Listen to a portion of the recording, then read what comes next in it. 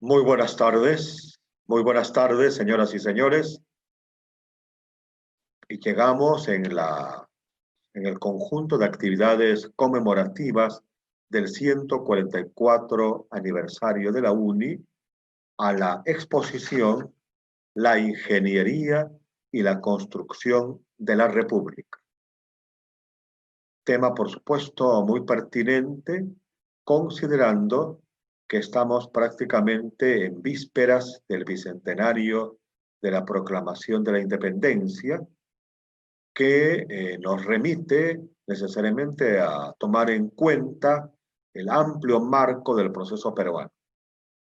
Bien sabemos que los acontecimientos de 1820, 1824 tienen precedentes muy largos, que por lo menos se remontan, aunque con una orientación ciertamente distinta, a Tupac Amaru en 1780.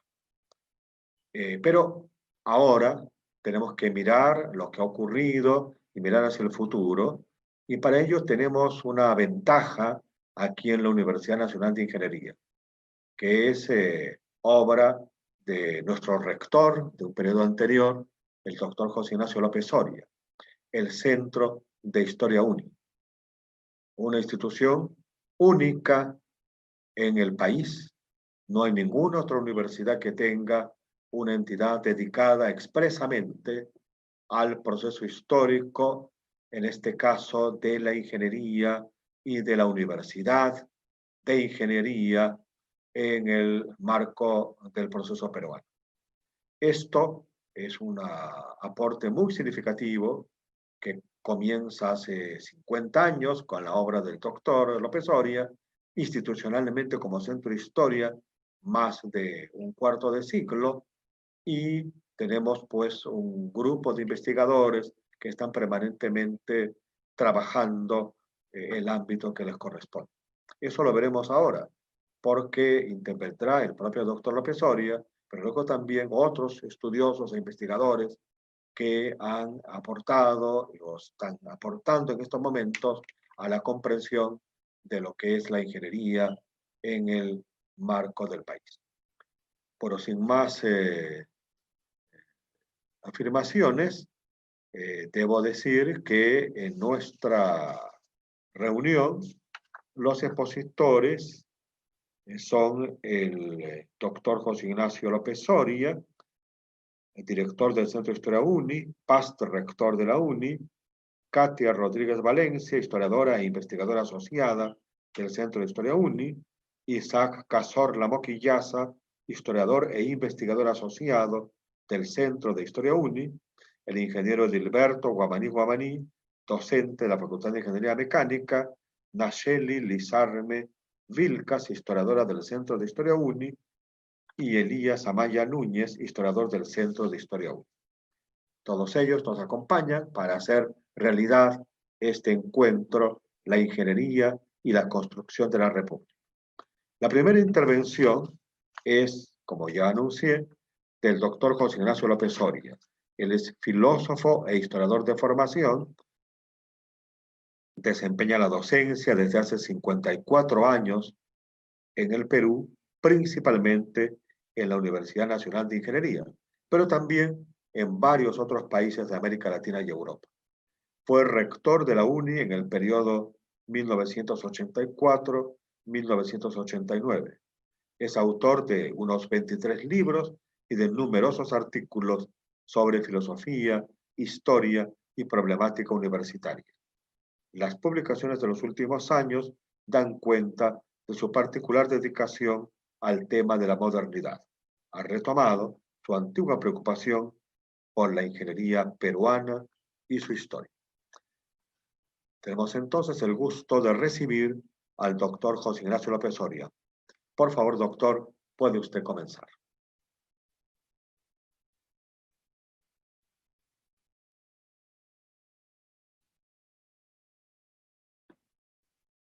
Vamos a esperar unos momentos, hay siempre detalles que atender.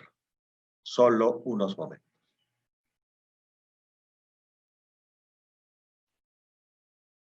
Bien, hoy, en estos días, la Universidad Nacional de Ingeniería cumple 144 años, está de aniversario. Fue creada en 1876 durante el gobierno del presidente Manuel Pardo, que convocó a una serie de personas, principalmente al que fue el director general durante mucho tiempo de la Escuela de Ingenieros, que era un ingeniero polaco llamado Eduardo de Havilland.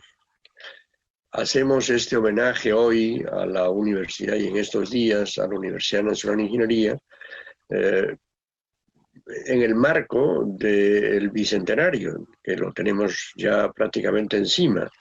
Y queremos entonces, dado ese marco general en el que hacemos el homenaje a la UNI, queremos aprovechar para dar algunas informaciones y hacer algunas reflexiones sobre cómo la ingeniería en términos generales ha contribuido a la construcción de la República. La República cumple dentro de muy poco 200 años, pero son 200 años de declaración de la independencia, no 200 años de la construcción de la República. Porque la construcción de la República es un proceso relativamente largo que tiene varias variables, ¿no? Diversas variables. Una de ellas es proclamarla, efectivamente, y después mantenerla desde el punto de vista político, etcétera, esa independencia, los límites y todo lo demás, lo que más o menos estudiamos, sobre todo en el colegio. Pero además de eso, la República se va construyendo de a pocos. En primer lugar, hay que construir al ciudadano. Entonces, las personas van participando en la construcción, en la participación para la construcción de la República poco a poco. No lo hacen de una vez por todas, desde el primer momento. En ninguna parte ha ocurrido así. Pero luego, por otra parte, se van también reformando, reestructurando, construyendo estructuras físicas, estructuras materiales que permiten el desenvolvimiento de la República. Por ejemplo, sería absolutamente imposible pensar que se puedan realizar las elecciones, ¿no? Si no hay mesas, ni carpetas, ni sillas, ni edificios, ni comunicaciones, ¿no? Telefónicas, etc. Son muchos otros. Todos esos elementos son elementos materiales que hay que ir construyendo, naturalmente, porque todo eso constituye la República. Y eso es lo que hace precisamente la ingeniería, ir construyendo la República. En general,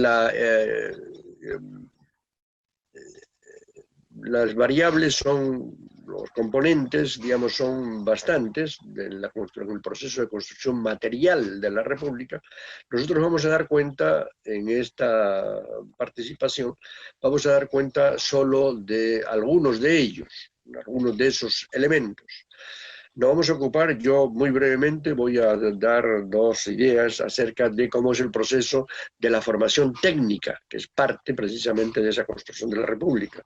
Por otra parte, las personas que me acompañan, Naceli Lizarme, va a desarrollar la idea de cómo se construyen las ciudades y sobre todo cómo se construyen las ciudades sanas, qué es lo que hay que hacer para el saneamiento urbano, porque de otra manera, si no hay saneamiento urbano, la gente se hacina, se amontona en espacios determinados, a eso le llamamos ciudades, pero eso es un montón de vecinos. Tiene que haber un cierto orden para que este orden permita precisamente que esas personas que viven ahí vivan en condiciones sanas. Entonces eso hay que estudiarlo, cómo ha ocurrido en el proceso histórico. Otro de eso se va a ocupar Naceli Lizarme. Por su parte, Katia Rodríguez Valencia, que va a intervenir nada menos que desde Estados Unidos, desde Florida, donde vive, se va a ocupar de otro elemento que es sumamente importante en la construcción de la República, que es la articulación del espacio de la República. Si no hay manera de gobernar si el territorio no está articulado. Entonces esa articulación se hace a través de caminos, ferrocarriles, carreteras, etc. De eso se va a ocupar Katia, como digo, desde Estados Unidos. Por su parte, Edilberto Guamaní ha estudiado muy bien todo el proceso del establecimiento de la telefonía en el Perú y de la historia de la telefonía en el Perú. Entonces él va a dar cuenta de cómo efectivamente los peruanos pueden hoy comunicarse unos con otros, interactuar, etcétera, como lo estamos haciendo nosotros, o lo que estamos haciendo aquí en este momento, es una derivación de una u otra manera de la telefonía. Entonces se va a ocupar de cómo ha sido la historia de la telefonía en el Perú.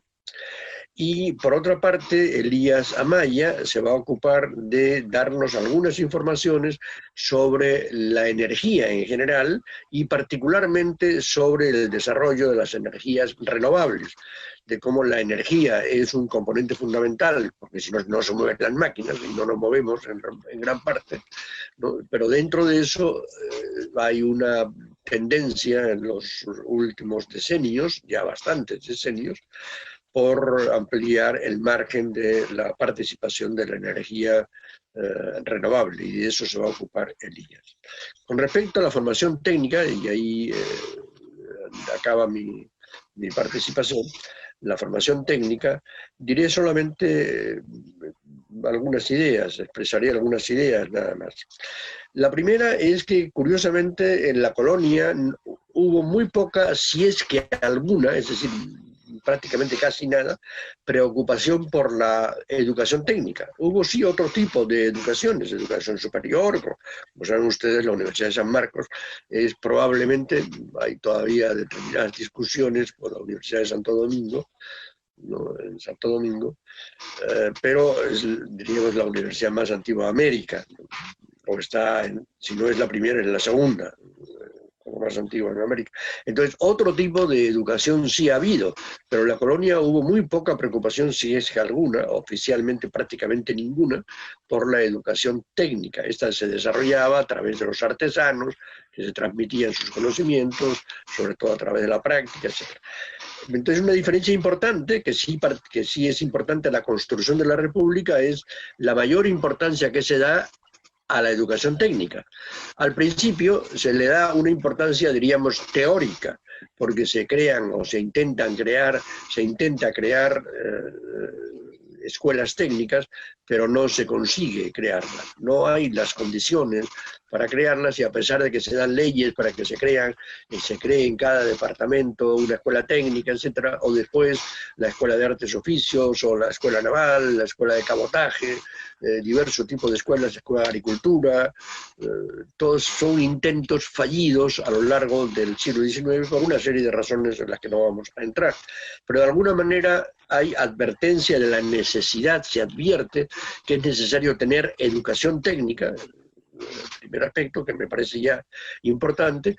En segundo lugar, se intenta que esa advertencia, ese advertir que hay necesidad de educación técnica, llevarse a la práctica. Es cierto que no se logra en una buena parte del siglo XIX llevarla a la práctica, pero ya se está intentando, es decir, que hay la intención de llevarla a la práctica, y efectivamente se hacen algunas experiencias, como decía antes, de una escuela de cabotaje, una escuela que se le llama escuela naval, hay un intento de escuela de agricultura, hay varios intentos, uno ya oficial con Castilla, el segundo gobierno de Castilla, de crear la Escuela de Artes y Oficios, intentos que después van cuajando, se van concretando, y diríamos que el intento más serio, más sistemático, más profundo, es, que ya no es intento, en realidad eso sí ya es ejecución concreta, es el Reglamento de Instrucción Pública del año 1876,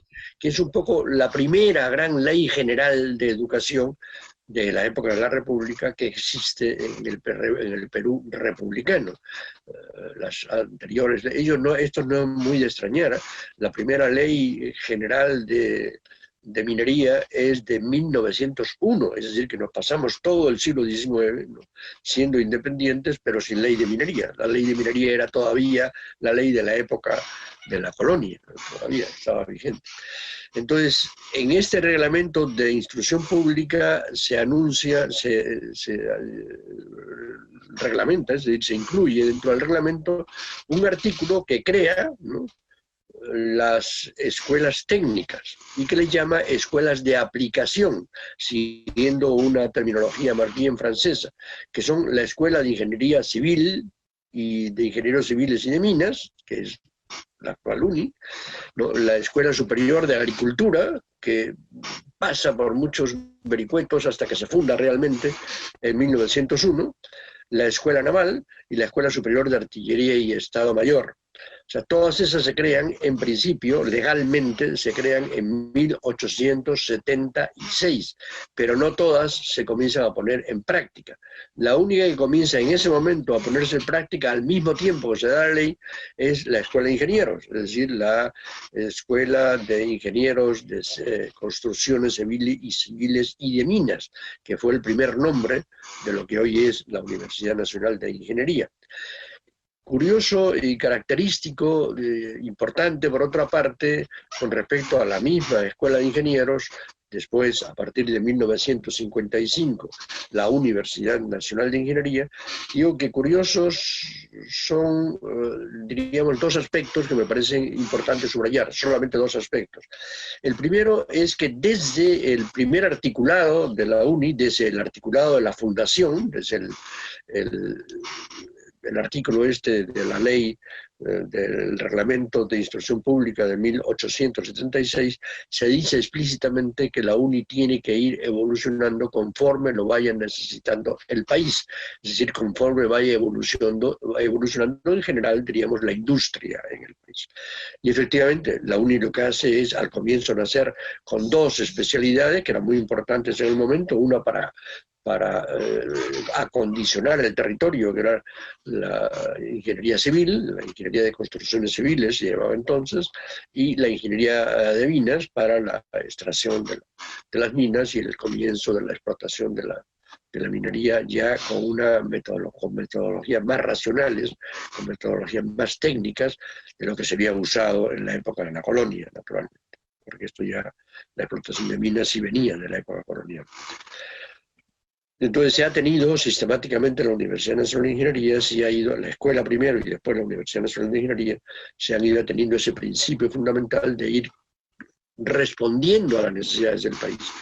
Por eso comienza con dos carreras y ahora hay no sé cuántas, no recuerdo cuántas, pero algo así como 30 y tantas o 40 carreras actualmente, ¿no es cierto? Y se van acomodando, diríamos, a las necesidades concretas del país, ¿no? Ese es un primer aspecto que quería subrayar.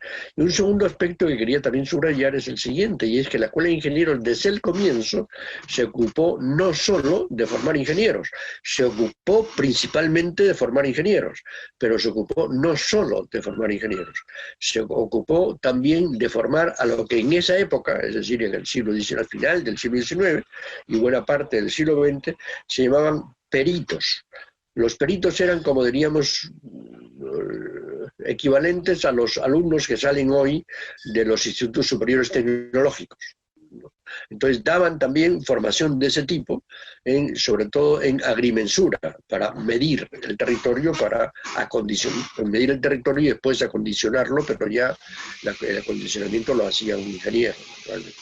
Pero la medición del territorio, el estudio del territorio, etcétera, lo hacían estos peritos agrimensores de predios rústicos y urbanos, que eran como el equivalente a los egresados de los institutos superiores tecnológicos actuales. Pero luego, por otra parte, además de este segundo nivel, había, si quieren, un tercer nivel. Y este tercer nivel es la formación que se daba ya en los centros mineros, no digo en las minas, sino fuera de la mina, no fuera como una actividad del Estado, se creaba una escuela de capataces de minas, de contramaestres de minas, es decir, de los obreros, calificaban a los obreros para que algunos de ellos ocupasen puestos de mayor responsabilidad que el simple trabajo minero, a través de esta formación de contramaestres y de capataces en los asientos mineros, de tal manera que pudiesen atender a las necesidades de varias minas, no solamente de una mina, ¿no? Entonces, la Escuela de Ingenieros se caracterizó desde el comienzo, como digo, por esto, y ahí interrumpo mi intervención, termino mi intervención por esta participación en la educación técnica, no solamente en el alto nivel de la ingeniería, sino en los niveles intermedios y los niveles incluso de simple especialización del trabajo de los trabajadores, de los obreros. Seguimos entonces con el resto de las intervenciones. Muchas gracias por su atención.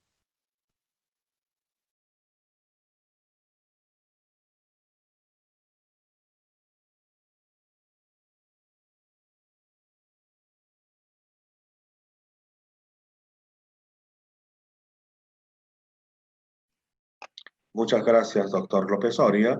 Luego de esta primera intervención, vamos a continuar con la participación de Katia Rodríguez Valencia, bachiller en Humanidades con mención en Historia por la Pontificia Universidad Católica del Perú.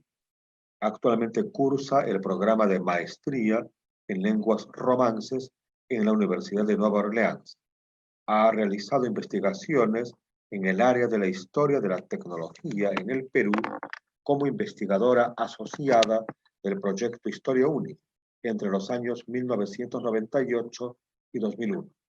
Fruto de esas investigaciones son los libros Historia, tercer tomo de la historia de la Universidad Nacional de Ingeniería y la biografía del ingeniero Alberto Grieve, además de otros artículos relacionados con la historia sobre la educación técnica en el Perú. También intervendrá Isaac Cazorla Moquillaza, bachiller en Humanidades con mención en Historia por la Pontificia Universidad Autónoma de Barcelona. Ha realizado investigaciones en el área de la historia de la tecnología en el Perú como investigador asociado del proyecto Historia Uni entre los años 1997 y 2000. Fruto de esas investigaciones son los libros segundo tomo de la historia de la Universidad Nacional de Ingeniería y la biografía del ingeniero Ernesto Malinowski, el ingeniero de los ferrocarriles, en coautoría con el doctor José Ignacio López Oria, además de múltiples artículos relacionados con la historia de la formación tecnológica en el Perú. De su incursión en la narrativa de ficción es producto Guernica Ica, una antología literaria publicada en Lima el año 2015. Bueno, esta presentación se hace mediante un video que han enviado nuestros investigadores desde los Estados Unidos. Video que, por cierto, también ha sido el mecanismo de la primera intervención del doctor López Oria. Él tenía que hacerse una atención médica y por lo tanto no le era posible en el momento en que se organizó este evento tener la seguridad de que estaría en la fecha indicada. Así que tuvo la gentileza de grabar su intervención y ahora también recurriendo al video vamos a tener a Katia Rodríguez Valencia e Isaac Cazorla Moquillaza. Por cierto que el doctor López Oria felizmente está muy bien y está con nosotros, está también participando en esta reunión ahora en vivo, por así decirlo, y vamos a poder escuchar unas palabras de él al cierre del evento.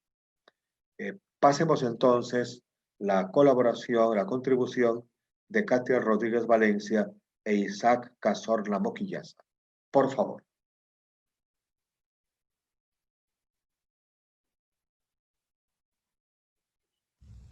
Muy buenas tardes a la comunidad universitaria y a las autoridades de la Universidad Nacional de Ingeniería.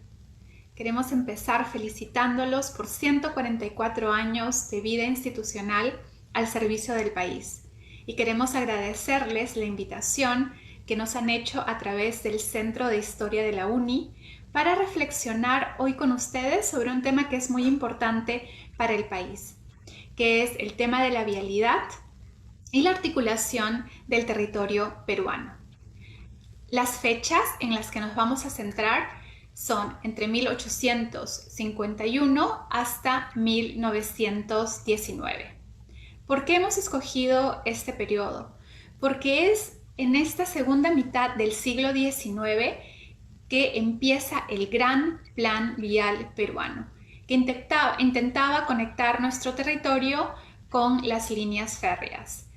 Esta idea de que son los ferrocarriles los que van a integrar nuestro territorio continúa hasta 1919, a pesar de que después de 1895 la construcción de ferrocarriles decayó y más bien dio paso a la construcción de caminos y carreteras.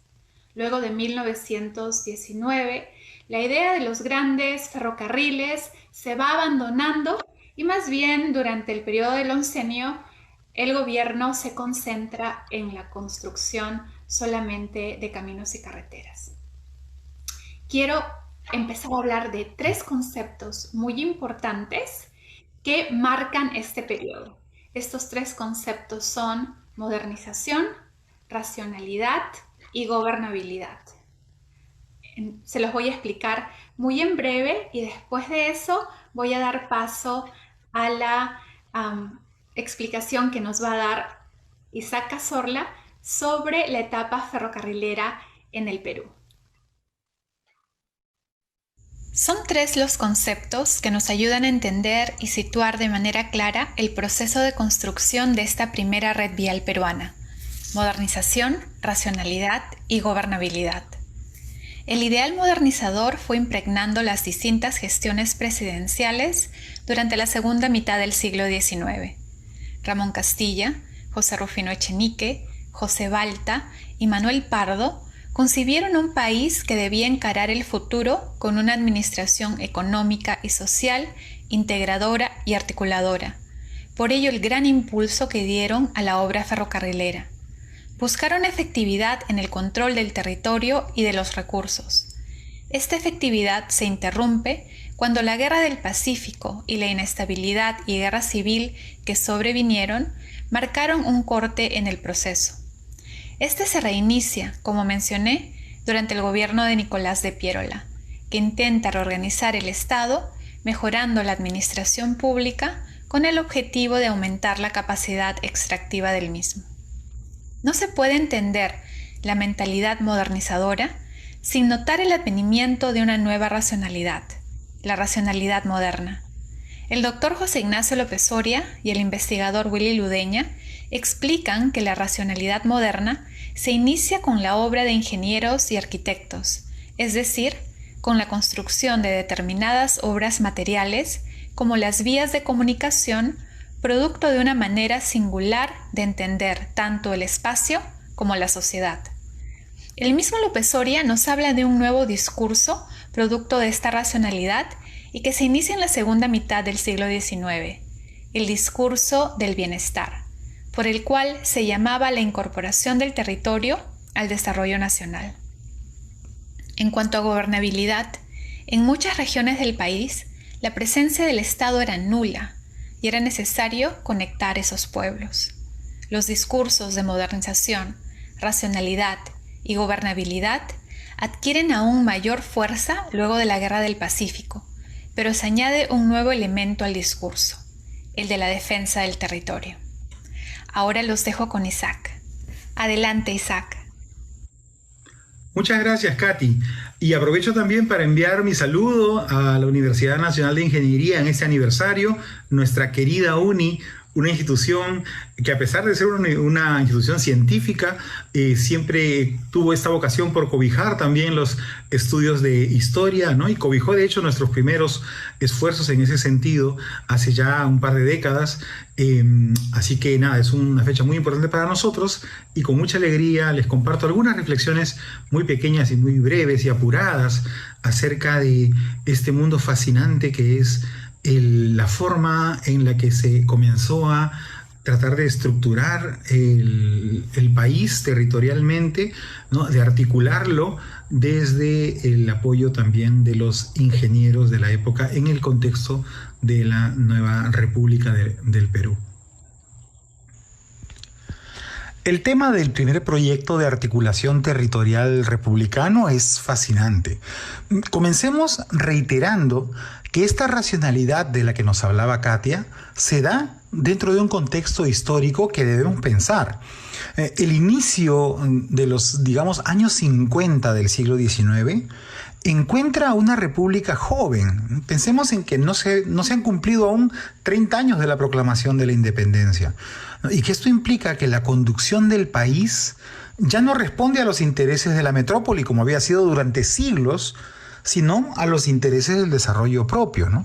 Más adelante descubriremos la noción de desarrollo que van teniendo tanto los políticos a cargo de la conducción del país como los intelectuales y técnicos que van armando este rompecabezas territorial y social que es la nueva República Peruana. Los gobiernos de esta época entendieron, en primer lugar, la urgencia de establecer las bases para el progreso material y social, ¿no? Y comprendieron también que el progreso material no iba a ser posible si no se integraba el territorio a través de nuevas vías de transporte y comunicación, ambas cosas. En ese sentido, el Perú de hecho fue un pionero, inaugurando, por ejemplo, el primer ferrocarril de América del Sur en 1851, que es el ferrocarril de Lima a Callao, ¿no? Y muy poco después, en 1853, el presidente entonces, el presidente Echenique, anunció, ¿no?, que para desarrollar esta integración territorial era necesario contar con la competencia profesional de ingenieros, ¿no?, y que al no haberlos en el Perú, los estaba trayendo de Europa. De hecho, en su anuncio dice que ya los había traído, ¿no?, concretamente ingenieros de la escuela francesa, ¿no? Me gustaría mencionar que en este primer grupo de ingenieros a los que alude Echenique llegó don Ernesto Malinowski, a quien todos conocemos, ¿no?, como el ingeniero de los ferrocarriles peruanos, ¿no?, por su vastísima obra en la construcción de varios ferrocarriles y por el destacado trabajo en la construcción del ferrocarril central transandino, ¿no? Malinowski además es mencionable por otros factores adicionales a los técnicos y más bien, digamos, relacionados con temas patrióticos, porque Malinowski, yo llegaría a decir que se hizo peruano y asumió como suya la causa del Perú. Pero eso escapa naturalmente a esta exposición. Regresando, fue así, ¿no?, y en este contexto como se elaboró un primer plan vial, ¿no? Y debemos anotar además que las condiciones para el desarrollo de este primer plan vial estaban dadas, al menos en cuanto a lo económico, gracias a que el boom guanero había dotado al país del capital necesario para poder llevar a cabo estas obras. Aunque, como nos va a contar Katia enseguida, este plan no se llevó a cabo por completo, ¿no? Y en gran parte por la irrupción de la Guerra del Pacífico, pero no debemos dejar de considerar la eventual ineficiencia administrativa de un país joven, ¿no?, en el que además la corrupción ya había comenzado a enquistarse. Sin embargo, el plan era muy bueno, ¿no? Existía la idea de establecer un tendido ferrocarrilero con 2 ejes longitudinales, ¿no?, digamos de arriba a abajo mirando el mapa peruano, uno que fuera de Jaén a Puno, ¿no?, recorriendo toda la sierra peruana, y otro más bien a lo largo de toda la costa. Estos 2 ejes estarían complementados por varias líneas transversales que los irían uniendo a diversas alturas, digamos, del mapa peruano, ¿no? Pero este primer tejido dual no era todo. Habrían también, ¿no?, pequeñas vías para comunicar algunas zonas productivas en la costa con puntos portuarios, ¿no? E incluso también una eventual extensión de alguna de las vías transversales para poder llegar a la zona amazónica, ¿no? Como vemos, en esta época estamos ante un gran plan, ¿no? Este plan tenía un objetivo muy claro y este objetivo era intercomunicar a las personas, a la población, y al mismo tiempo transportar mercancías también, ¿no? con lo que se iba a, digamos, también facilitar, ¿no? La integración cultural, no solo económica, ¿no? Hay dos ganancias, digamos, adicionales a lo mencionado, ¿no? Y una es que con este plan vial, al desarrollarse, se iba a tener un país mucho más gobernable, ¿no? Se iba a desarrollar también la gobernabilidad que se había mencionado al principio. Y en el sentido económico, este tendido de vías iba a ir creando de manera paulatina un mercado nacional peruano, ¿no?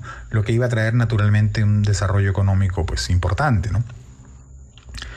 Este pensamiento, que parece ser en principio un pensamiento intelectual o político, en realidad fue totalmente digerido por la inteligencia técnica de los ingenieros, ¿no? Llegados al Perú.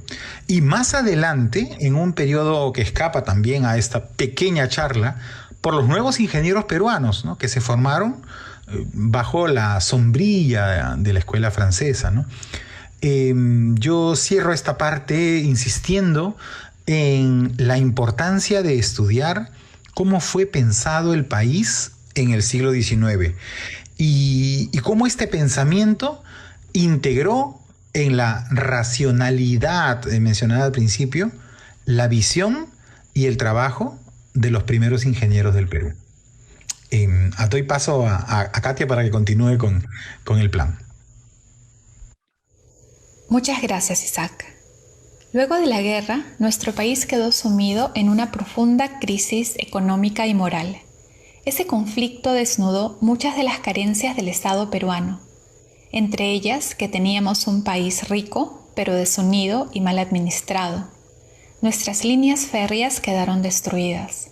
En 1889 pasaron a la Peruvian Corporation como pago de la deuda. El desarrollo de un programa vial adquiere entonces un carácter urgente. ¿Qué caracteriza el programa vial en este periodo?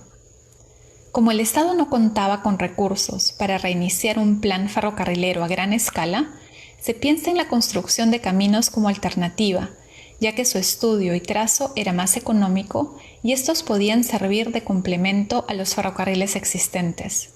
El ferrocarril continúa considerándose como el único medio que puede garantizar la articulación efectiva del territorio y el progreso material, así que se continúa promoviendo sus estudios.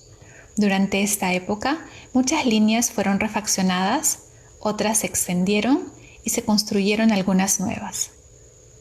Esta labor ya no tuvo la sistematicidad del periodo anterior. El Estado promueve la organización de organismos técnicos para impulsar la construcción de caminos y carreteras. Estas se hicieron más necesarias con la introducción del automóvil. ¿Quiénes son los encargados de los estudios, trazos y construcción de estos caminos? A diferencia del periodo anterior, son los ingenieros peruanos graduados en la Escuela de Ingenieros. Estos egresados se convirtieron en piezas fundamentales para la construcción del Perú y se encargaron de los estudios más importantes que dejó esta etapa. Quiero resaltar que en este periodo los ingenieros peruanos asumen un rol activo e importante no solo como profesionales técnicos, sino como agentes políticos. Asumen cargos en el Senado, el Ministerio de Fomento y desde la presidencia misma.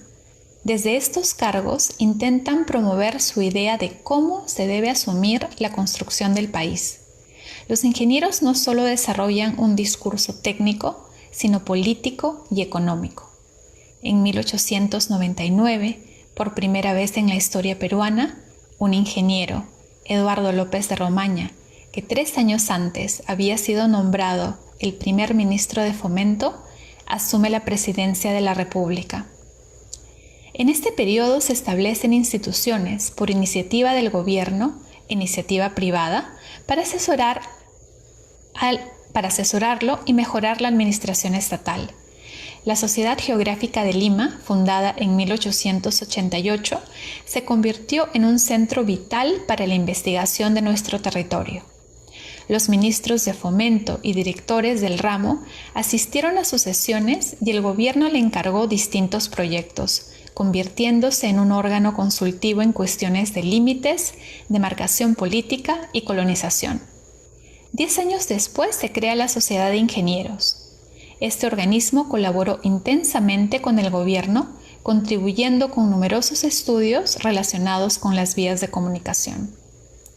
La institución más importante y con mayor impacto en los trabajos de vialidad es el Ministerio de Fomento, creado en enero de 1896. A cargo de este nuevo ministerio estuvieron los ramos de Obras Públicas, Industria y Beneficencia. Se pensó que con este ministerio se lograría acelerar la construcción de obras. Dentro de este ministerio y bajo la dirección de Obras Públicas, se formó el Cuerpo de Ingenieros de Caminos, que tenía como finalidad el estudio y trazo de la Red Nacional de Vías de Comunicación. Gracias a su establecimiento, la construcción de caminos se realizó de manera sistemática y supervisada, pero lenta y sin la calidad técnica que se esperaba. No contó con el personal ni con los ingenieros suficientes, ni con la mano de obra que se requería para todos los proyectos. ¿Quiere decir esto que el plan vial que se reinició en 1895 no fue exitoso?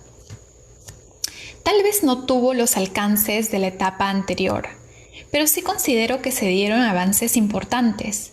Se construyeron caminos en varias zonas de la costa, de la sierra y de la selva, en Huánuco, Cerro de Pasco, Arequipa, Celendín, El Pozuzo, Puerto Bermúdez, Ucayali y muchos otros más.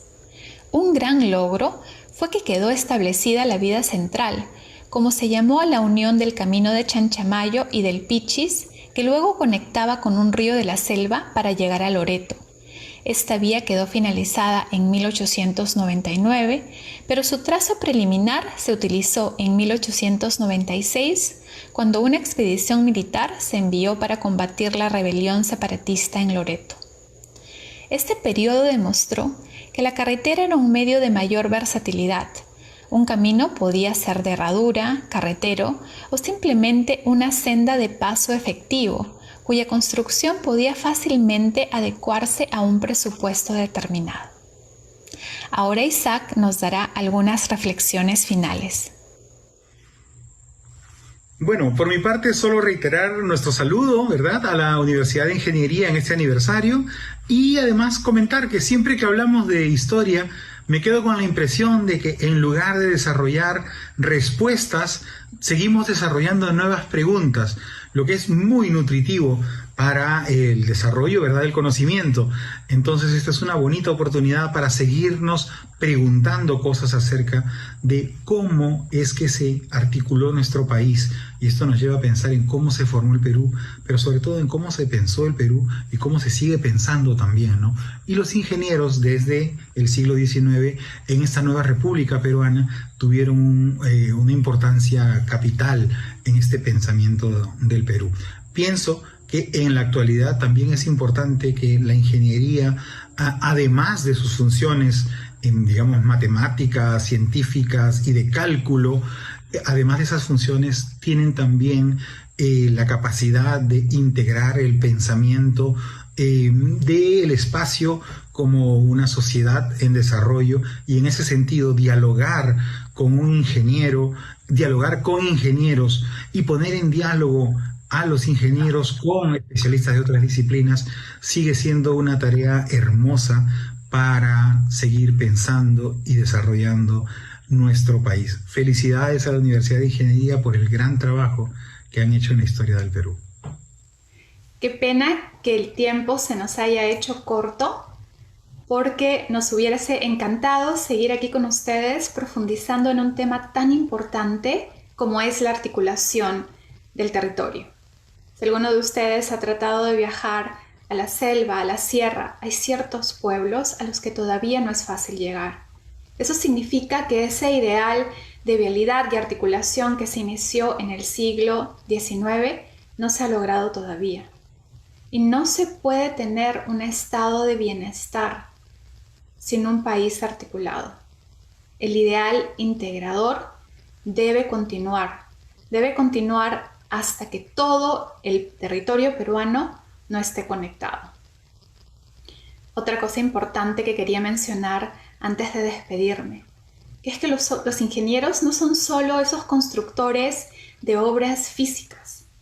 Los ingenieros son grandes pensadores que nos dan una idea precisa de cómo integrar este territorio. Tienen una manera de ver y de pensar el Perú que tienen que compartir. Felicitaciones nuevamente a la Universidad Nacional de Ingeniería por estos 144 años, por todos los aportes a la construcción del Perú, que los éxitos continúen y que los ingenieros sigan construyendo nuestra república. Hasta luego, que tengan linda tarde. Bien, muchas gracias por este aporte de Katia Rodríguez Valencia e Isaac Cazorla Moquillaza. Conviene mencionar que el día de ayer, que tuvimos una reunión con ministros y exministros UNI, una de las cosas que dijeron es que nuevamente hacen falta ferrocarriles en el Perú, que por ejemplo, para el centro del país, la carretera, por más que se modernice, no será suficiente, por la cantidad enorme de millones de toneladas que hay que transportar, y el camino son los ferrocarriles. Y bueno, hay mucha tarea por ahí para explicar por qué fue que se abandonaron los ferrocarriles y hay que retomarlos generaciones después. La siguiente intervención es de Nacheli Lizarme Pilcas. Ella es una distinguida historiadora del Centro de Historia UNI, realiza una labor muy importante en estos instantes de investigación y va a exponer sobre el tema Ingeniería Sanitaria y Salud Pública entre 1900 y 1962. Por favor, tiene usted la palabra y la imagen a su disposición. Gracias. Buenas tardes. Mi nombre es Nacheli Lizarme. Yo soy historiadora del Centro de Historia UNI. Esta institución me ha permitido desarrollar algunos trabajos de investigación sobre la función social de la ingeniería y sus vinculaciones con la salud pública y con la construcción de un Estado moderno. El objetivo central de la presente ponencia es hacer una breve aproximación histórica de cómo lo que nosotros conocemos como saneamiento se convirtió en un asunto importante para la salud pública y sobre todo el rol que ocupa la UNI dentro de este proceso. El periodo que abarca la presente ponencia, como ya fue mencionado, es entre 1900 e inicios del siglo XX, ya que es la fecha en la que se inicia una mayor cantidad de proyectos de saneamiento en diferentes ciudades de la República, no solo en Lima, hasta 1962, fecha o periodo en el que se comienzan a generar una serie de reformas importantes en la política sanitaria nacional. Vale mencionar que desde la segunda mitad del siglo XIX, en el imaginario de los sectores más vanguardistas de las élites latinoamericanas, no solo en el Perú, el tan ansiado progreso estaba asociado básicamente con el crecimiento de la población y también con el aumento de la producción. Sin embargo, estos intentos por poblar y articular el territorio nacional, así como explotar y comercializar sus riquezas, generaron efectos negativos en términos sanitarios. Las altas tasas de mortalidad de la población causada por las epidemias y la precarización de las condiciones de vida de las clases populares impulsaron al Estado a desarrollar políticas de salubridad para reducir y controlar la incidencia de estas enfermedades y otros factores sociales que afectaban directamente la salud de la población. En este contexto, las profesiones sanitarias fueron adquiriendo una mayor trascendencia, no solo en el espacio clínico, sino también en la planificación de políticas sanitarias. En este periodo, lo que se conoce como el pensamiento higiénico sanitario, ejerció una importante influencia en escenarios de diferente orden. Por un lado, la higiene constituida como un saber científico, vinculada principalmente a la medicina, poseía componentes culturales que en la práctica dinamizaron reformas del tejido social y la modernización de los espacios urbanos. Por otro lado, la consolidación del paradigma bacteriológico demostró que las enfermedades eran causadas por agentes patógenos o bacterias depositadas principalmente en el agua sucia o desechos acumulados, por lo que su control podría prevenir la proliferación de vectores transmisores de enfermedades como el cólera y la fiebre amarilla. En este sentido, el espacio público y las colectividades se consolidaron como parte sustancial de las preocupaciones sanitarias, por lo que el Estado, a través de diferentes instituciones y profesionales, debía de procurar el mantenimiento de las condiciones sanitarias en los diferentes espacios donde la población se desenvolvía. En este proceso, la construcción de obras públicas con criterios sanitarios y la dotación de servicios de agua y desagüe fueron una inquietud constante por parte de las autoridades sanitarias. La medicina, que había ocupado un lugar hegemónico en este sector, no podía responder ante todas estas necesidades, ya que escapaban de su campo de expertise profesional. Las obras de saneamiento urbano y rural requerían del despliegue de técnicas y conocimientos vinculados a la construcción de canales para evitar la acumulación de depósitos de agua en los caminos, en las carreteras, de obras de irrigación que impidan la proliferación de vectores de malaria y de fiebre amarilla, así como la construcción de viviendas sanitarias para la población. A diferencia de la medicina, la ingeniería moderna nació en el Perú como una especialidad directamente vinculada a los sectores productivos y en consecuencia al desarrollo material del Estado.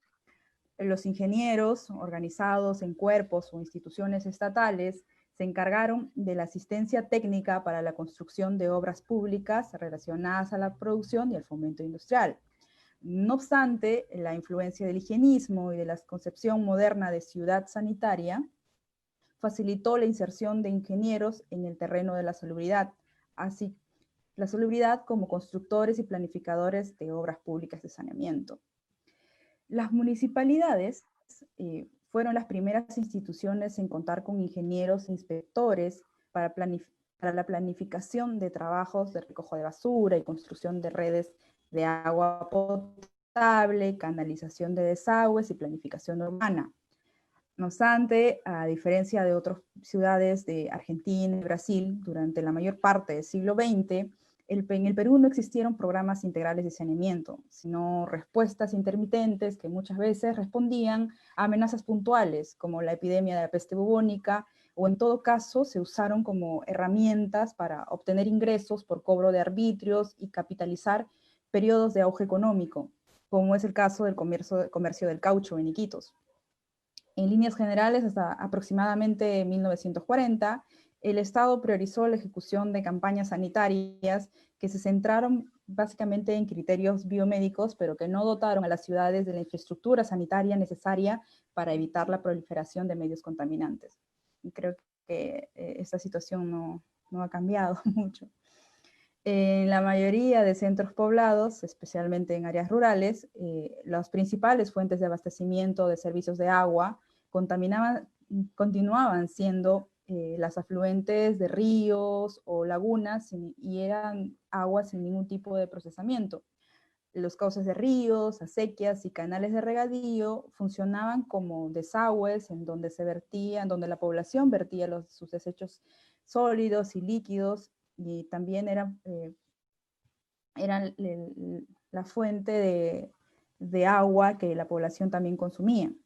Los estudios de ingenieros como Federico Villarreal y Ramiro Ferradas, en sus estudios se mostraba que uno de los principales problemas para la contaminación del agua era la construcción de albañales mal diseñados. Y era un problema era uno de los principales problemas que afectaban a la salud de la población. En el caso de Lima, se contrató el trabajo de ingenieros como Julio de Ribeiro para que realice estudios sobre la canalización de Lima, también a Walter Spalding, quien realizó estudios para el mejoramiento de redes del sistema de agua potable en Lima, y también Charles Sutton, quien realizó también estudios sobre las redes de agua de Lima en la década de 1910. También se comenzaron a realizar proyectos de saneamiento en ciudades como Iquitos, también para la dotación de agua en puertos como Muyendo, en ciudades como Arequipa y Cusco.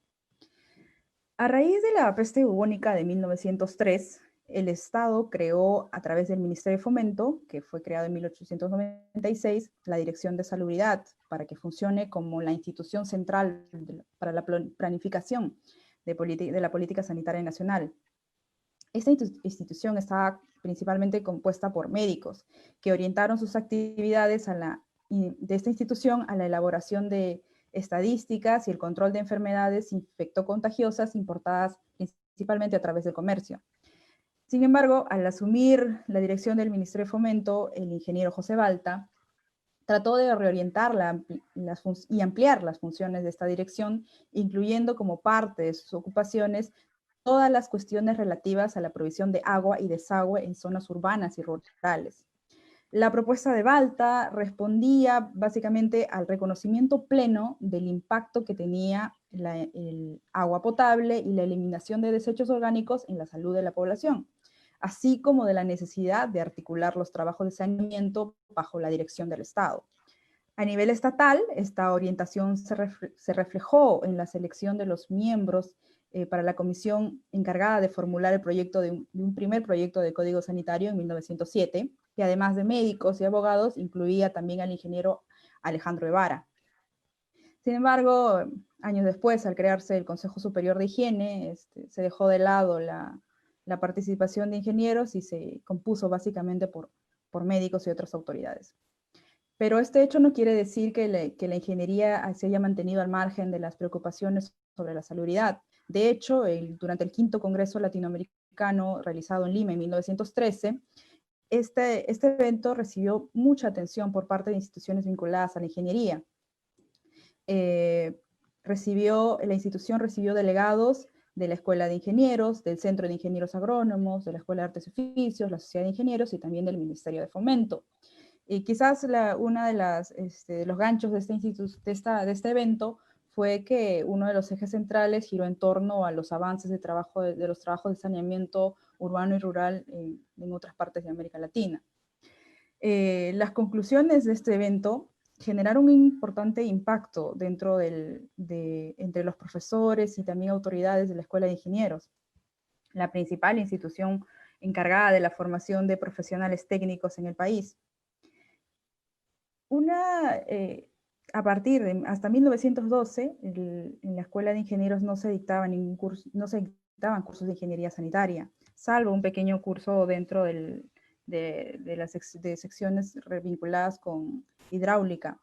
Sin embargo, a partir de 1913 se abrió un pequeño curso de ingeniería sanitaria dentro del programa, dentro de la sección de ingeniería civil, y el curso estuvo a cargo del ingeniero de la Dirección de Salubridad, Alfredo Mendiola. A partir de la década de 1920, se produjo una importante transformación en el terreno de la salud pública. Si antes los asuntos sanitarios dependían de diferentes instituciones, desde esta década el Estado centralizó la organización de instituciones sanitarias. Recordemos que en un periodo de crecimiento económico como fue el que se inició entre el inicio del siglo XX y duró más o menos hasta la década de 1930, la exportación de materias primas y la importancia de la exportación de materias primas y el fomento de la industrialización, del crecimiento económico, también estaba vinculado con criterios sanitarios, con el cuidado de la población, porque eran considerados como capital de trabajo, y también con el saneamiento de las áreas donde incursionaban esos trabajadores. Entonces, es por eso que estas ideas se comienzan a fortalecer y toman mayor importancia a partir de la década de 1940. La primera de estas manifestaciones se llevó a cabo a través de la promulgación de diferentes leyes, decretos, reglamentos. Una de ellas es la Ley de Saneamiento de 1920, la Ley 4126, en la que se autoriza la construcción de redes de agua, desagüe y pavimentación en 32 ciudades de la República. Esta obra estuvo a cargo de la empresa norteamericana Foundation Company y el proyecto duró hasta la década de 1930, periodo en el que cae el gobierno de Leguía y también se inicia el periodo de lo que se conoce como la Gran Depresión. Durante el gobierno de Óscar R. Benavides, entre 1933 y 1939, se inicia nuevamente un nuevo periodo en el cual la política sanitaria toma un rol central. Se crea el Ministerio de Salud Pública, Trabajo y Previsión Social y se aprobó un escalafón sanitario en 1937 que declaraba las funciones técnicas sanitarias desempeñadas por médicos e ingenieros como carreras públicas y adicionalmente se ordenó al Ministerio de Fomento que dispusiera lo conveniente para que la Escuela de Ingenieros otorgara el título de ingeniero sanitario. Esta disposición se hizo efectiva 3 años después, con el apoyo de instituciones internacionales como la OSP en ese momento y el Instituto de Medicina Social, y estas instituciones ayudaron a que se formulara un plan de estudios para la enseñanza de ingeniería sanitaria bajo la dirección del ingeniero Alfredo Mendiola. El primer plan de estudios incluía una asignatura de Administración Sanitaria e Ingeniería de la Salud Pública a cargo del doctor Carlos Enrique Pasoldán. Esta sección se mantuvo una relación cercana con las necesidades sanitarias del Estado y el sector productivo y social.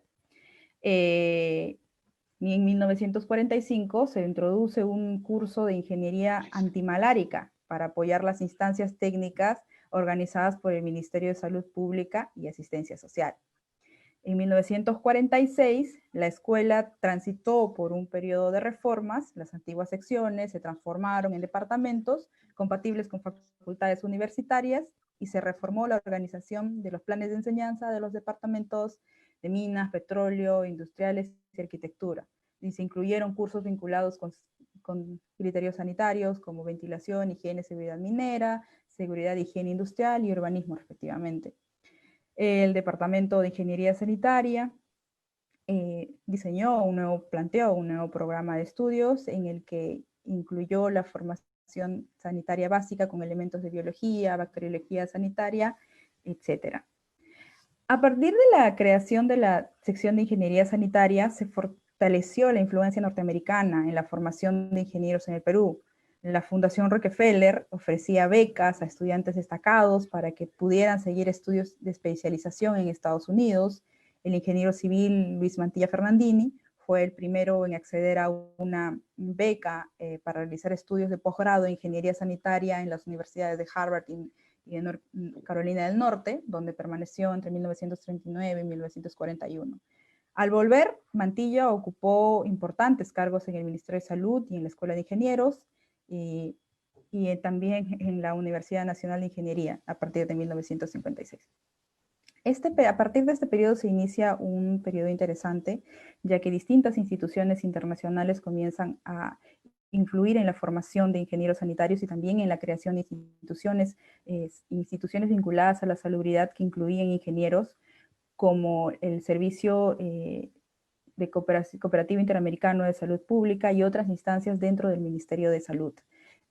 Es importante la participación de los ingenieros en temas de saneamiento porque se comienza a pensar en un Estado que planifique políticas sanitarias, que planifique y se fortalece la idea de la universalización del acceso a servicios sanitarios, en este caso servicios de agua potable, desagüe, pavimentación y el saneamiento ambiental, lo que sería muy importante en términos productivos y también en términos sociales. En 1959 se desarrolla por primera vez un programa para la atención universal de servicios de agua y desagüe a nivel nacional y se produce por primera vez una democratización en el acceso de servicios básicos de saneamiento, no solamente en áreas urbanas, sino también en áreas rurales y sobre todo en la Amazonía. Por ello, la participación de la UNI, de la Escuela de Ingenieros y de la Universidad Nacional de Ingeniería en la formación de ingenieros y en la construcción de las bases materiales del Estado es muy importante, y sobre todo en el terreno sanitario. Con eso concluiría mi participación. Muchas gracias.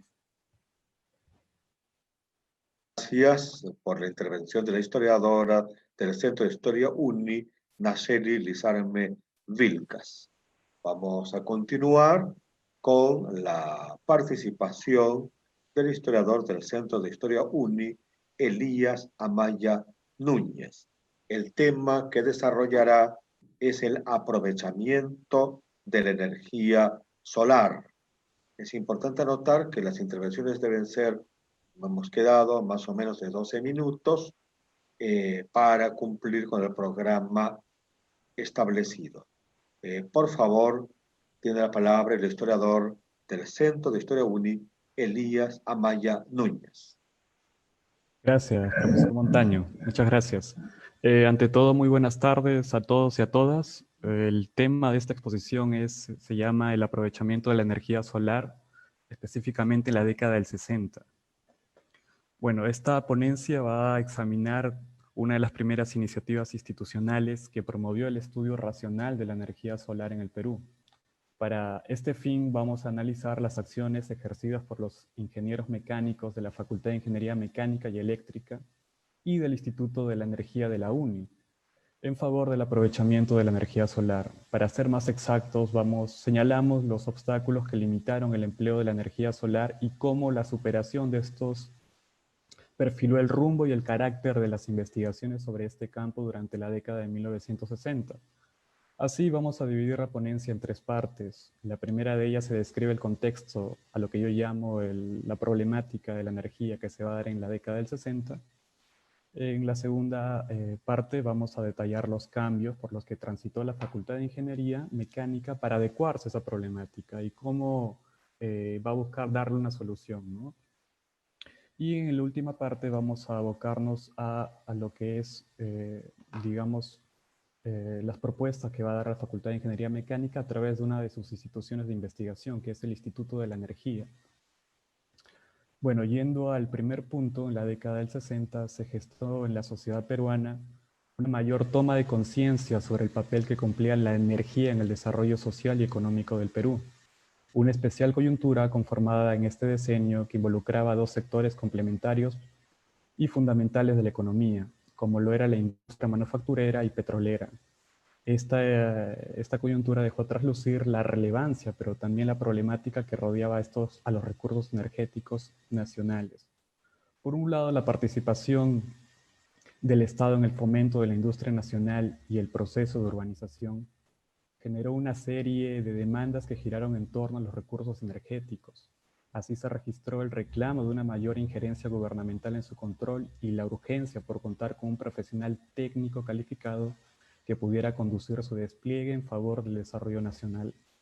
Por otro lado, el complicado panorama que rodeó a la industria petrolera, a esto nos referimos la escasa producción, el fracaso de exploraciones y de perforaciones de nuevos yacimientos, ya sea en el Zócalo continental o en la selva, y el aumento de la demanda interna que tiene un crecimiento enorme. Y sobre todo también la problemática que va a girar en torno al IPC. Todos estos factores pusieron, digamos, en riesgo el abastecimiento de la principal fuente de energía con el que contaba el país. Y mostró también el centralismo energético en el que había encallado el sistema productivo y el limitado despliegue de otros recursos. En definitiva, los factores descritos evidenciaron no solo la importancia que tenía la energía como fuente de desarrollo, sino también el descuido del Estado en este sector. La década de 1960 quedó marcada como un periodo en el que se discutió intensa y ampliamente la problemática de la energía. Autoridades estatales, profesionales técnicos y científicos, economistas, empresarios y otros agentes con injerencia directa en el sector industrial y de la energía estudiaron esta cuestión a nivel nacional, tras largos e intensos debates organizados periódicamente para el análisis de la realidad energética. Los agentes mencionados coincidieron en la necesidad de crear un organismo de carácter nacional que pudiera ocuparse del registro, estudio y proyección de los recursos de energía. La idea estaba en identificar los recursos energéticos con los que contaba el territorio peruano, investigar su potencial desde distintas ciencias, incentivar su aprovechamiento racional, planear su sostenimiento futuro y, sobre todo, a base de todo lo expuesto, establecer una política energética nacional capaz de orientar el desarrollo nacional. Siguiendo las prerrogativas anteriores, se promovió el aprovechamiento de los diversos recursos energéticos con los que contaba el país. La novedad de esta discusión va a radicar en que las energías renovables pasaron a ser consideradas, a pesar de sus limitaciones, como medios alternativos que podían proporcionar energía útil para el desarrollo social, especialmente en las áreas rurales del país. Esto las llevó a ser introducidas en espacios sofisticados en donde fueron estudiadas en toda su complejidad a base de criterios racionales.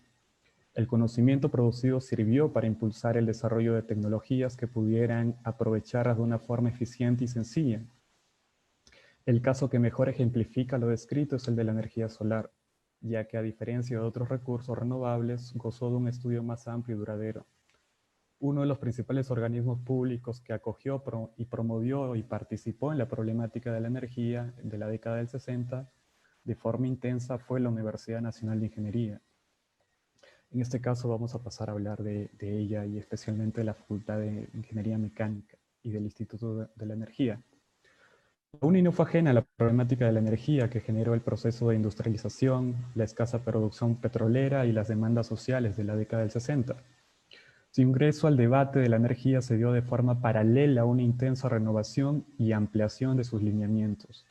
Si bien la UNI había adquirido su estatus legal de universidad en 1955, abandonando así su condición de escuela, fue recién en la década de 1960, como señala el doctor José Ignacio López Soria, cuando ocurre su real transformación en universidad.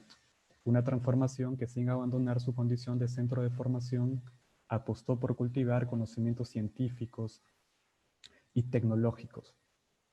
Y eso se va a dar de sobremanera en los rectorados del ingeniero Mario Samamé y del arquitecto Santiago Agurto Calvo, que va a cubrir la década del 60, una etapa de esplendor de la universidad.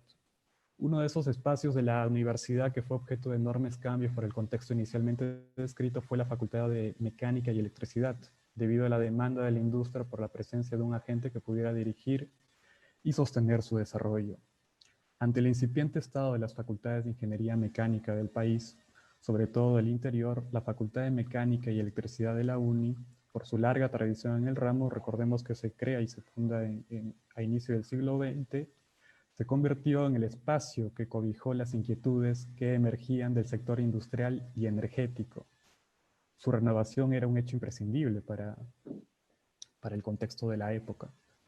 La búsqueda de nuevas alternativas, el reconocimiento y registro, la evaluación de su potencial, la proyección en el tiempo y el aprovechamiento racional y programado de los recursos energéticos convencionales y no convencionales del país, a la par de su esfuerzo por formar especialistas en el ramo, fueron algunas de las tareas que se impuso el Instituto de la Energía, bajo la dirección del ilustre ingeniero Roberto Heredia Zavala. Con esta proyección, el Instituto de los Ingenieros Mecánicos no solo estaban brindando una respuesta a la cuestión energética de la que estamos hablando, sino que la estaban haciendo de una forma inédita hasta ese momento, ya que tomaban en cuenta recursos escasamente aprovechados en el país, como lo eran las energías no convencionales. De este amplio grupo de energías se debe subrayar la especial atención que se le dio a la energía solar. Si la energía solar pasó a ser objeto de estudio y desarrollo en el campo ingenieril, fue por sus características intrínsecas, su relativa facilidad para ser transformada en energía útil y especialmente por el contexto particular del que estamos hablando. Los ingenieros señalaron que la energía solar se hallaba en todas partes y en inmensas cantidades, y por ello podían ser aprovechadas a través de aparatos o tecnologías simples y fáciles de construir, que la transformarían en energía útil. De esta hablamos. Este tipo de energía podría ser calorífica, mecánica o hasta eléctrica, como se iba a ver en la década del 80. Estas virtudes encontraron un terreno fértil, si bien los ingenieros aún no mostraban esa exagerada preocupación por la escasez del petróleo, que luego los caracterizaría en los años 70, consideraban que la energía solar podía ser una fuente adicional para el consumo local. Es decir, eran conscientes de que esta fuente renovable no lograría reemplazar a las energías tradicionales como el petróleo o el carbón, pero sí confiaban en que por lo menos alcanzarían a ser aplicadas en espacios que carecían por sus condiciones geográficas y meteorológicas de los servicios básicos.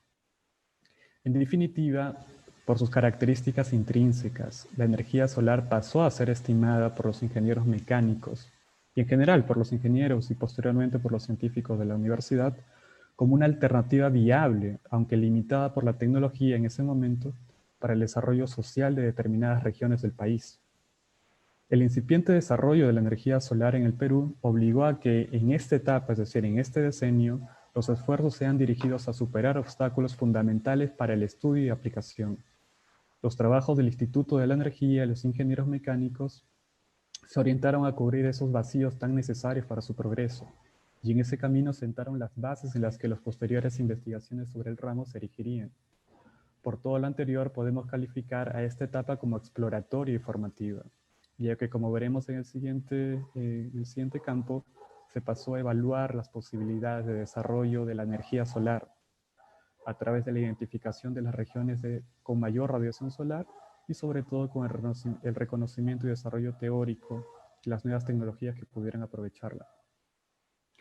En este caso, como ya hemos mencionado, el Instituto de la Energía se crea en 1962 y uno de sus fundadores más notables y el que va a ser su director es el ingeniero Roberto Heredia Zavala, que también va a ser en este decenio el decano de la facultad. Para su desarrollo, el objetivo en general del Instituto de la Energía va a ser el estudio de la realidad energética nacional, así en amplias dimensiones, ¿no? Y para cumplir este objetivo se organizaron grupos de investigación liderados por docentes e integrados por alumnos de los 2 últimos años de estudio y egresados, los cuales pasarían por un proceso de formación en este campo, en general en el campo de la energía.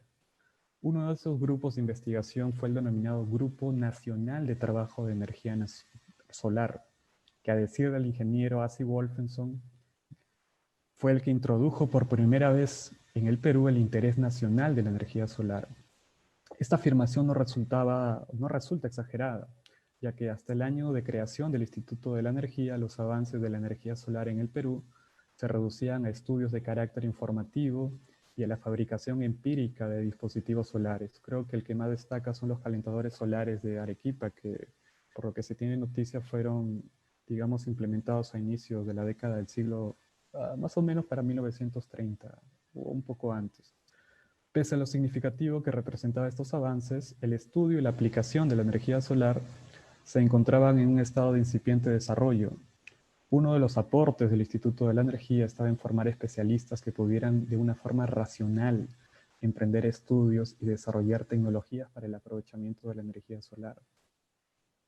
Los informes y tesis presentadas a la facultad por los miembros del Grupo de Energía Solar muestran los desafíos que tuvieron que enfrentar como pioneros en el estudio y desarrollo de este ramo. Uno de los principales problemas que identificaron estuvo relacionado a la propia naturaleza de la energía.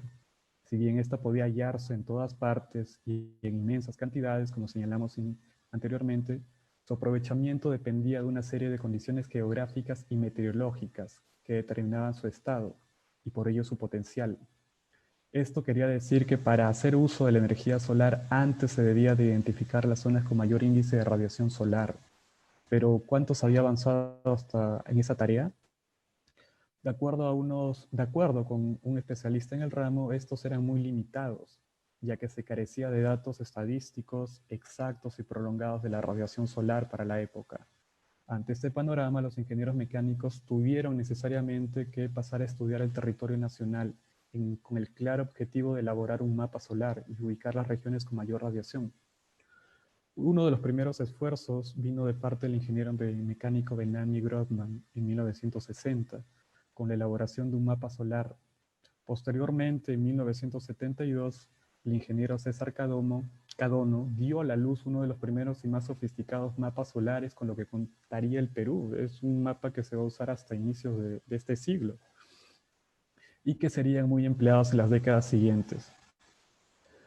Cadono ubicó en el mapa las regiones del territorio peruano con mayor intensidad y permanencia de la radiación solar, con el objetivo de que eso facilitaría su aprovechamiento por parte de los especialistas. Según su relevancia, estas regiones fueron Arequipa, Puno, Huancayo, Ayacucho, la costa norte, Ancash, Ica, Moquegua y Tacna.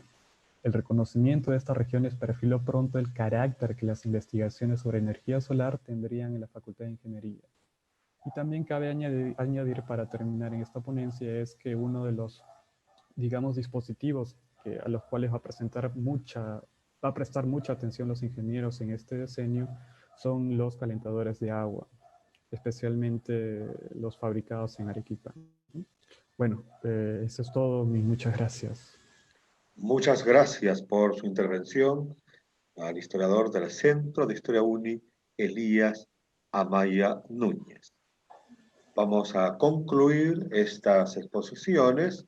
Luego, como ya dije, vendrán las palabras de cierre del doctor López Oria con la exposición del ingeniero Edilberto Guamaní, ingeniero electrónico peruano por la Universidad Nacional de Ingeniería, con estudios de diplomado en Planificación Nacional del Desarrollo en la UNI y Telecomunicaciones Digitales en INICTEL.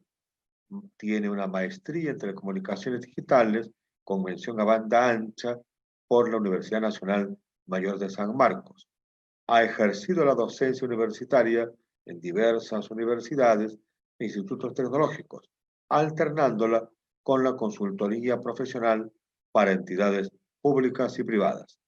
Trabajó también en la formación de niños en ciencia y tecnología de punta en el Centro de Preparación para la Ciencia y Tecnología. A la fecha, es profesor de la UNI en la Facultad de Ingeniería Mecánica, reincorporado desde el año 2016. Su interés por la historia lo ha llevado a publicar trabajos como Historia del Movimiento Estudiantil de la UNI, de 1913 a 1981, e Historia de la Telefonía en el Perú, de 1888 a 1998, así como trabajos de divulgación, entre ellos Electrónica para Todos. Participa en el Centro de Historia UNI como investigador asociado. Tiene un libro por publicar con el título La telefonía en el Perú, de 1888 al 2008. Historia tecnológica de un servicio decisivo que aparecerá muy pronto en el fondo editorial. El tema de su exposición es precisamente inicio y desarrollo de la telefonía en el Perú. Por favor, ingeniero Edilberto Guamaní, lo escuchamos con el mayor interés. El micrófono, por favor, no se le oye. El micrófono, por favor. Muy buenas tardes, amigos de Gracias. la Universidad Nacional de Ingeniería. Muy a gusto por la invitación de la universidad para intervenir el día de hoy, día central de aniversario. Mi tema, la telefonía en el Perú, inicio y desarrollo. Sobre ese tema, en principio, debo decir algunas cosas fundamentales antes de desarrollar el tema, un poco ampliar lo que dijo el doctor López Oria, la construcción de la República, el papel de la ingeniería, y en este caso de las comunicaciones, las intercomunicaciones en la construcción de la República. Y en efecto, debo señalar en principio algunos hitos fundamentales en la construcción de la República. El año 1886, ese año se inicia formalmente lo que llamamos el quinquenio de la reconstrucción nacional, después de la guerra con Chile. Y justamente es el gobierno que se inicia de un paisano mío, Andrés Avelino Cáceres, es el segundo lado bueno de él, después de la campaña de la Riña, haber liderado la campaña de la reconstrucción en su primer quinquenio de gobierno, tiene dos hitos fundamentales.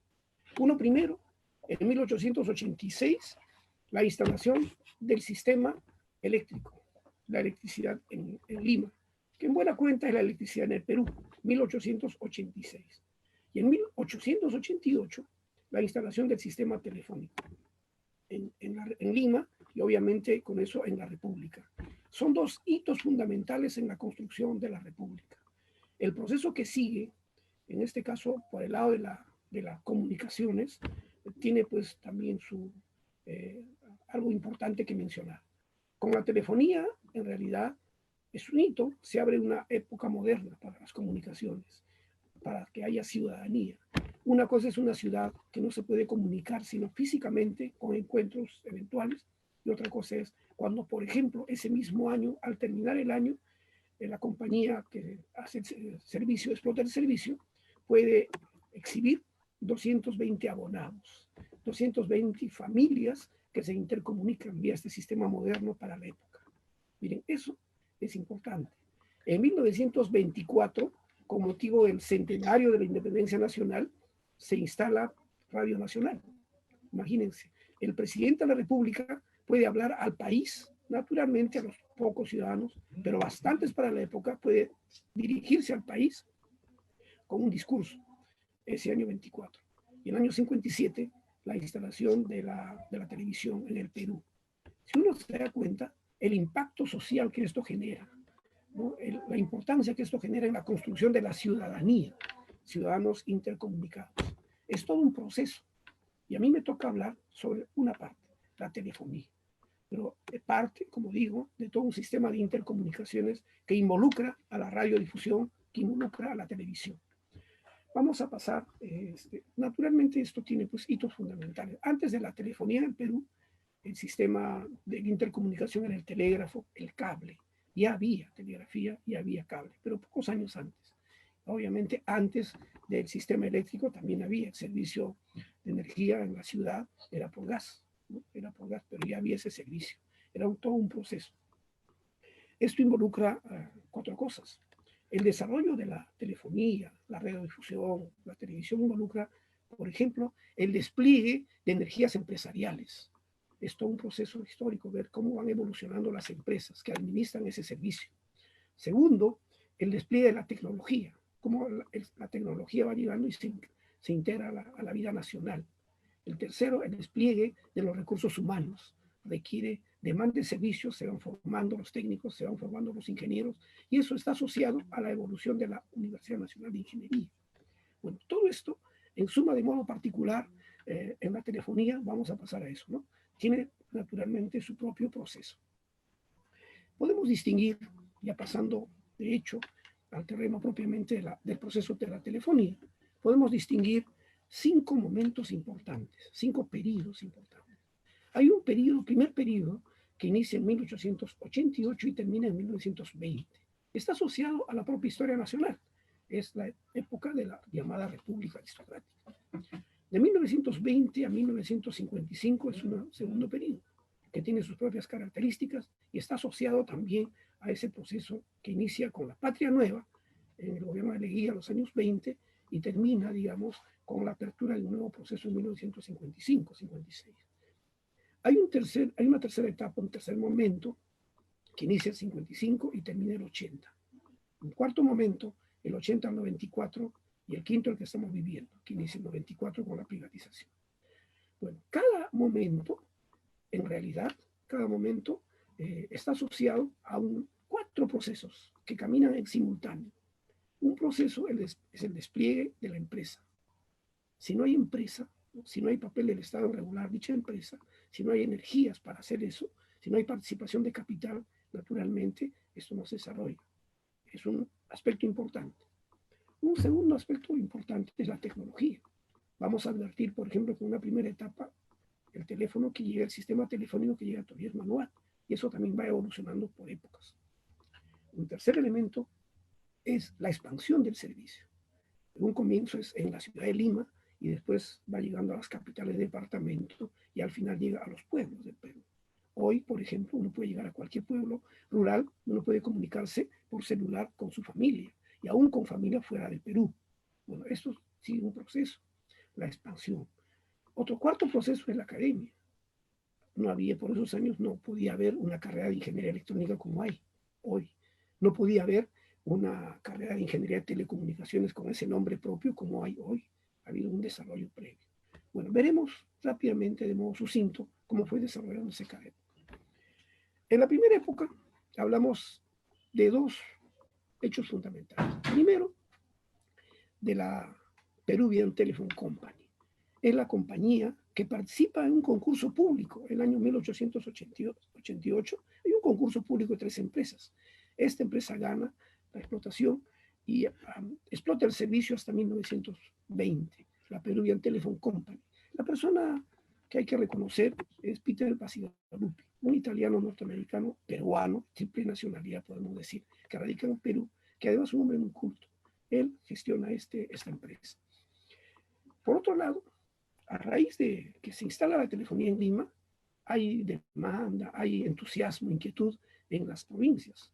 y podemos decir como hito la creación de una pequeña compañía, negocio particular en Arequipa. En 1893, don Augusto Llosa instala su compañía pequeña en Arequipa, en 1893.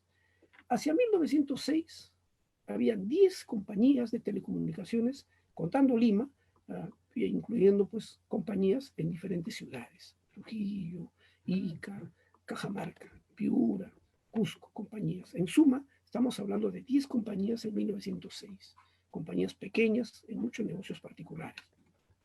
En materia de empresa, en 1920 termina esta etapa cuando, por el avance de la tecnología y las dificultades de capital, fenece, digamos, la Peruvia, ¿no? Y también, en cierto modo, por la edad de Peter Gacigalupi. En 1920 inicia una etapa en la República Peruana, se habla de la patria nueva y se habla del empuje de los peruanos. Peruanos, ¿no? Compran la Peruvia y instalan una primera compañía de teléfonos en Lima con capitales peruanos. Se habla de la CPTL, así se llama esta compañía peruana, que hacia 1930, ¿no? Viendo el desarrollo de la tecnología y la demanda creciente en la ciudad de Lima, se ven obligados a vender sus acciones a una empresa internacional, la ITT. Podemos decir que este periodo del año 20 al año 55, en buena cuenta, es el protagonismo de los capitales internacionales en la telefonía del Perú, cuando la ITT compra acciones en 1930 a la compañía peruana de teléfonos, a la CPTL. Pero a la vez hay dos grandes fusiones. Lo primero, más que fusiones, desarrollo, fortalecimiento de dos grandes compañías. En el sur, la compañía fundada en 1893 se convierte en sociedad anónima en 1923, en sociedad anónima, ¿no? La compañía de teléfonos de Arequipa y Mollendo, así se llamaba esta compañía, ya se llama SA y despliega energía, ¿no? Y por otro lado, en 1928 se funda la CNT, la Compañía Nacional de Teléfonos con capital suizo, capitales peruanos, para encargarse de la larga distancia y sobre todo del norte. La compañía de Arequipa se encarga de la telefonía, poco a poco va adquiriendo acciones en los pequeños negocios que había en los departamentos del sur. Podemos decir entonces que esta época del 20 al año 55 es la época de las tres grandes empresas. La CPTL en Lima, desde 30 ya con capital de la ITT, y en el sur la compañía de Arequipa, en el norte la CNT, pero a la vez encargándose también de la larga distancia nacional. Bueno, en 1955 estas compañías tienen algunos logros importantes, ¿no? Estamos tocando un poco ya la parte de la tecnología.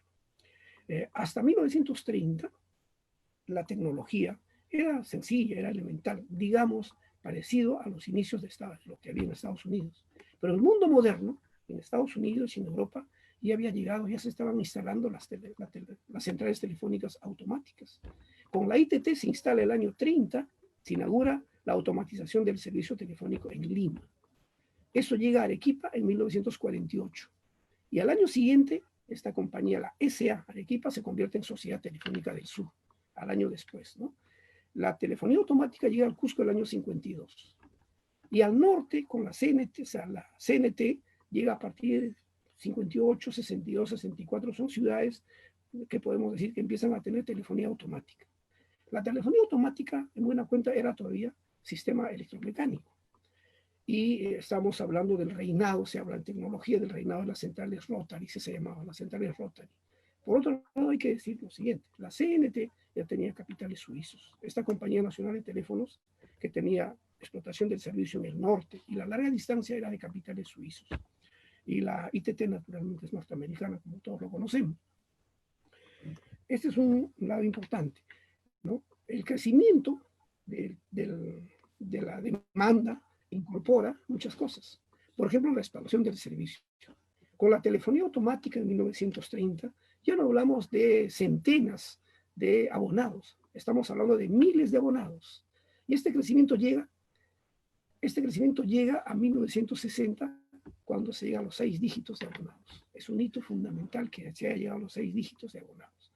Y termino diciendo, este desarrollo y este crecimiento empresarial y por otro lado tecnológico se puede advertir cuando se incorpora el sistema de microondas en los años 60 en el servicio de larga distancia. Y en 1969, cuando se instala en Lima la estación terrena El Urín. ¿No? Vía la estación terrena El Urín, el sistema vía satélite se incorpora a la telefonía de larga distancia. Y los años 75, 76, cuando se adquiere en las centrales telefónicas en Lima el sistema semielectrónico, las PRX, pues, ¿no? Sistema semielectrónico. Y por el año 86 el sistema digital. Bueno, dado el tiempo transcurrido, he tratado de resumir, ¿no?, estos procesos de buena cuenta y termino diciendo lo siguiente. Todo este desarrollo está asociado a la academia, al desarrollo de la academia. Al comienzo decía, si hay telefonía, si hay servicio eléctrico, naturalmente demandaba servicios profesionales. Por eso no es casual que en 1901 y en 1903 se funda en la Escuela de Ingenieros las secciones de Industrias y Electricidad. Y no es casual que en 1911 esta pequeña sección de electricidad se tiene que reorganizar y a partir de eso empiezan a salir los graduados en ingeniería ¿no?, mecánica eléctrica. Y hacia los años 40, el año 46, estas secciones, la sección de civiles, minas, la que había, y había sanitarias también, estas secciones se convierten en departamentos porque el desarrollo nacional suponía servicios profesionales y mayor desarrollo. Y el año 55, como sabemos, el 19 de julio del 55, por ley de la República, la escuela pasa a ser Universidad Nacional de Ingeniería. La ingeniería mecánica eléctrica, debido a estas demandas, a las necesidades de servicios profesionales, de pronto, hacia los años 60, pasa a ser la primera facultad de la UNI. Eso no es casual. Y a todos nos consta como los años 70, del total de estudiantes de la UNI de 11.000 alumnos, 5.000 eran de mecánica eléctrica. Y el año 69, oficialmente, la mecánica eléctrica, la vieja facultad de mecánica eléctrica, ya la cincuentenaria facultad de mecánica eléctrica, tiene que crear carreras, las 4 carreras, cada uno con nombre propio. Ingeniería eléctrica, ingeniería electrónica, ingeniería mecánica propiamente dicha. Entonces, con la carrera de ingeniería electrónica oficialmente establecida en 1969, cuando se da eso, estamos viendo que se instalaba ya en Lima el sistema de vía satélite para comunicaciones de larga distancia. Estamos viendo que en Lima había crecido el número de abonados, en todas las ciudades y había sistemas automáticos, si bien electromecánicos, pero con miras a incorporar sistemas electrónicos que se hizo realidad, se hizo material en los años 80. Con eso termino, en el poco tiempo que tengo, ¿no?, que podemos ver que es todo un proceso, ¿no?, es con etapas en ese desarrollo, y participa la academia, la Universidad Nacional de Ingeniería, y la ingeniería propiamente dicha, vía el aporte profesional de estas personas. Muchísimas gracias. Muchas gracias, ingeniero Guamaní, por su exposición. Tal como señalamos al inicio, tenemos ahora las palabras finales de clausura que nos va a ofrecer el doctor José Ignacio López Oria. Por favor, doctor, le escuchamos con el mayor interés. Muchas gracias, muy amable por darme esta oportunidad de intervenir al final, y naturalmente tengo que hacerlo agradeciendo muy cercanamente y muy calurosamente a ustedes, que están acá de alguna manera presentes virtualmente, Álvaro y Erika, por haber montado todo este aparato para que esta conversación sea posible. Igualmente, naturalmente, a la oficina de imagen institucional, que sé que está detrás de todos estos eventos, naturalmente, la difusión de los mismos, y muy especialmente, por cierto, a las autoridades que nos permiten, en primer lugar, existir como círculo de historiadores de la ciencia y la tecnología dentro de un ámbito como el de la Universidad Nacional de Ingeniería, y agradecer también a todos y cada uno de los que han participado esta noche. A Katia y a Isaac desde Estados Unidos, a Naceli y Elías y Edilberto desde el Perú, y subrayar que efectivamente algo que en lo que todos hemos ido coincidiendo de una u otra manera, desde mi intervención hasta la intervención de cada uno de ustedes, y es que el Perú se construye desde diversas áreas, desde diversas instancias, y una de las instancias de construcción del Perú evidentemente es el mundo y el ámbito de la ingeniería en términos generales. Aquí hemos tocado algunos de los temas de las áreas de ingeniería. Hemos tocado, por cierto, temas que son absolutamente fundamentales. La articulación del territorio es imprescindible para construir ciudadanía en el Perú y para hablarnos entre los peruanos. La prevención, ¿no?, a través de la prevención de enfermedades, a través del saneamiento urbano, del saneamiento industrial, etcétera, es igualmente importante. La provisión de energía, el tener la energía necesaria para todo lo que hacemos prácticamente, porque todo está de una u otra manera mediado por la energía, y ciertamente el tema de la comunicación, del que nos ha hablado últimamente Edilberto. Me hubiese gustado, por otra parte, invitar a otros, ¿no? Este grupo que se ha presentado hoy día no es el único. Hay también otros expertos a los que, naturalmente, por razones de tiempo no hemos invitado, como Martín Güeda, Leticia Quiñones, Cira Álvarez, Elizardo Sainer, etcétera, por nombrar algunos, ¿no?, que también están trabajando temas, si no iguales que los nuestros, pero parecidos, o lo han trabajado con nosotros y después en otros ámbitos. Entonces se han ido subrayando a través de estas exposiciones elementos que son fundamentales efectivamente para construir la ciudadanía, para construir país, para construir el Perú, en definitiva.